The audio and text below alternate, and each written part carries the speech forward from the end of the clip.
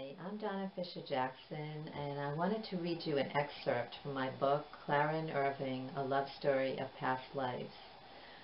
The love stories, there's two of them, and one of them is about Clara and Irving in the 1920s, and the excerpt that I'm going to read is about Danielle and Roberto in the 1990s. And in this excerpt, Danielle goes back to visit the Zeiterion Theatre, where she once worked. And this is a picture of the theater that's on the cover. It's an actual 1920s restored vaudeville theater that exists in New Bedford, Massachusetts. So I'm going to read about Danielle and her journey here, going back in time. For the rest of her life, and maybe the next one after, Danielle would remember this night. As she stood in front of the Zeiterion Theatre, the new marquee caught her eye with its updated black and white design. The lobby lights gleamed through the front doors.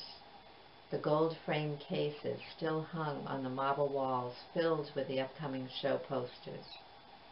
The patrons overflowed out the door onto the marble Z embedded in the sidewalk.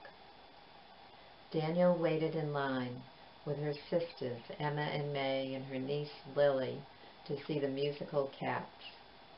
It had been several years since she had seen a show at the Zeiterion.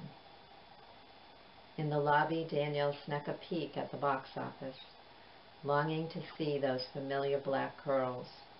But of course, Rob wasn't there anymore, and all new staff worked in the box office.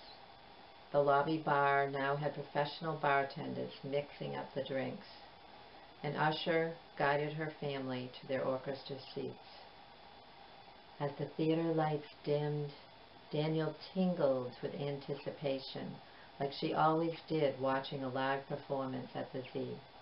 She tucked herself into her red seat as the lively music filled the air. Having seen Cats years ago, she had forgotten how much dancing the show had. Closing the end of Act 1, the old cat Grisabella sang the famous song Memories by Andrew Lloyd Webber. Danielle's eyes brimmed over with tears. Nostalgia gripped her.